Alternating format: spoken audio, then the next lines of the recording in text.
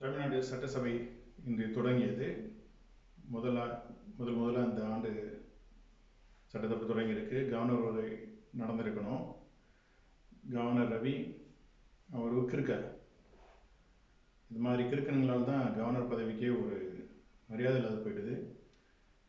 இது வரைக்கும் தகுதி இல்லாதவன், யோக்கியதம் இல்லாதவன் அப்படின்லாம் சொல்லுவாங்க. இல்லைன்னா அவங்க மேலே எது குற்றச்சாட்டு இருக்கும், இல்லைன்னா அவங்க அரசாங்க பதவியில் இருக்கும்போது ஆளுங்கட்சிக்கு ஏதாச்சும் உதவி பண்ணியிருப்பாங்க, சாதகமாக தீர்ப்பு கூறியிருப்பாங்க நீதிபதியாக இருந்தால், இல்லைன்னா போலீஸ் அதிகாரி, சிபிஐ அதிகாரி, ஏதாச்சும் ஒரு அரசாங்க வேலையில் இருந்தப்ப ஒரு செக்ரட்டரியாக இருக்கும்போது ஏதோ ஒன்று உதவி செஞ்சுருப்பாங்க.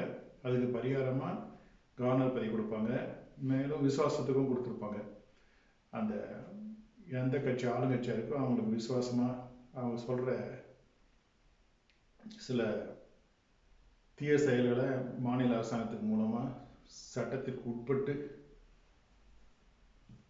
அதாவது கண்டுபிடிக்க முடியாத இலைமறை காய்மறைவா இல்லை வெளிப்படையாக செய்யணும். அது செய்யும்போது சில சமயம் தொந்தரவு செய்யணும் அந்த மாநில அரசுக்கு.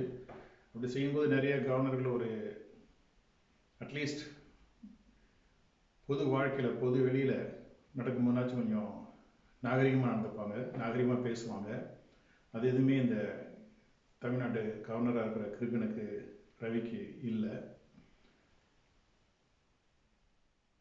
இதனால் என்ன தோணுதுன்னா, இந்த கவர்னர் பதவி இருக்கக்கூடாது அப்படிதான் தோணுது. அதுக்கு முன்னாடி 1990 வரைக்கும், 91 வரைக்கும் இந்த அரசாங்கத்தை டிஸ்மிஸ் பண்ணுறதுக்கு, மாநில அரசாங்கத்தை டிஸ்மிஸ் பண்ணுறதுக்கு கவர்னர்லாம் கொஞ்சம் பயன்பட்டாங்க மத்திய அரசாங்கத்துக்கு.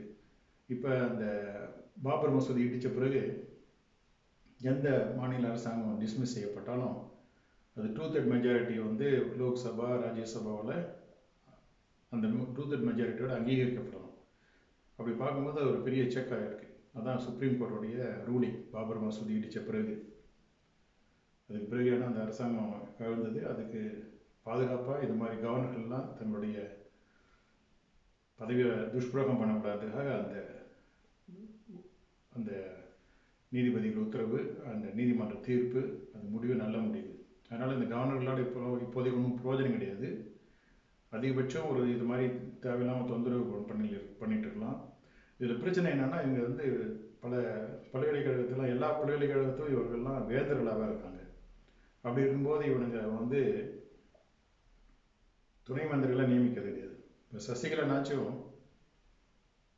ஜெயலலிதாவுடைய அதிகாரத்தை துஷ்பிரயோகம் பண்ணி எல்லா வைஸ் சான்சலரையும் நியமித்து அந்த சட்டசபை தேர்தலுக்கு நினைக்கிறேன், ஆர்கே நகர் தேர்தல், ஏதோ ஒரு இடைத்தேர்தல் முதல்ல ஜெயலலிதா இறந்த பிறகு அந்த தேர்தலில் டிடி தினகரன் நிற்கிறதுக்காக கிட்டத்தட்ட 150 வைஸ் சான்சலர் உடனே வந்து ஒருத்தவங்களும் 2 கோடி 3 கோடி கொடுத்தான்னு நினைக்கிறேன் அந்த எலெக்ஷனுக்காக. அப்படி ஊழல் பண்ணதுக்குனாச்சும் அவனுங்க துணைவேந்தரா நியமிக்கப்பட்டிருந்தாங்க. இப்போ அது கூட கிடையாது. ஸோ அதனால் நிர்வாகமும் இல்லை, ஊழலும் இல்லைன்னு சொல்ல முடியாது. ஆனால் ஊழல் இருக்குது, நிர்வாகம் இல்லை எல்லா பல்கலைக்கழகத்துலையும். அந்த ஊழல் மீதி பேர் செய்கிறாங்க. இது மாதிரி கவர்னர்கள் இருக்கிறத வந்து நம்ம தவிர்க்க முடியாது. அதுக்கு ஒரே வழி என்னன்னா, இந்த கவர்னர் பதவியே தூக்கி எறிஞ்சது தான். இந்த நம்ம சட்ட கான்ஸ்டிடியூஷன், சட்ட அரசியலமைப்பு சட்டத்தை மாற்றி இந்த கவர்னர் பதவி இல்லாமல் இருக்கிறது தான் ஒரே முடிவு. இந்த சமயத்தில் பாரதிய ஜனதா கட்சி தலைவராக இருக்கிற அண்ணாமலை வந்து எப்படா இதை சமாளிக்கிறதுக்கு என்ன சொல்கிறது அப்படின்னு சொல்லி குழம்பி போயிருக்கலாம். ஒன்றும் பெரிய விஷயம் கிடையாது. இது மாதிரி கவர்னர் ரவி மாதிரி ஆளுங்கள்லாம், கிறுக்கணுங்கள்லாம் கவர்னராக பதவியை கொடுக்குற பாரதிய ஜனதா கட்சியில் நம்ம ஒரு மாநில தலைவராக இருக்குமே அப்படின்னு சொல்லி அசிங்கப்பட்டு 6 தடவை இல்லை 1000 முறை தன்னைத்தானாலே அவன் சாடையில் அடிச்சுக்கலாம். அண்ணாமலை சொல்கிறேன்.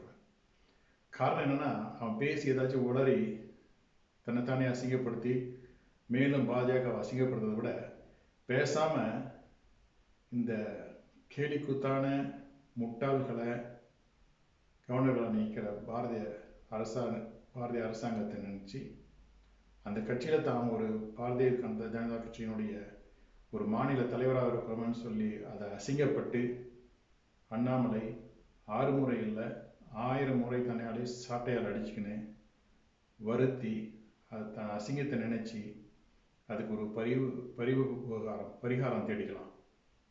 சொல்கிறதுக்கு தான் இந்த நினச்சேன்.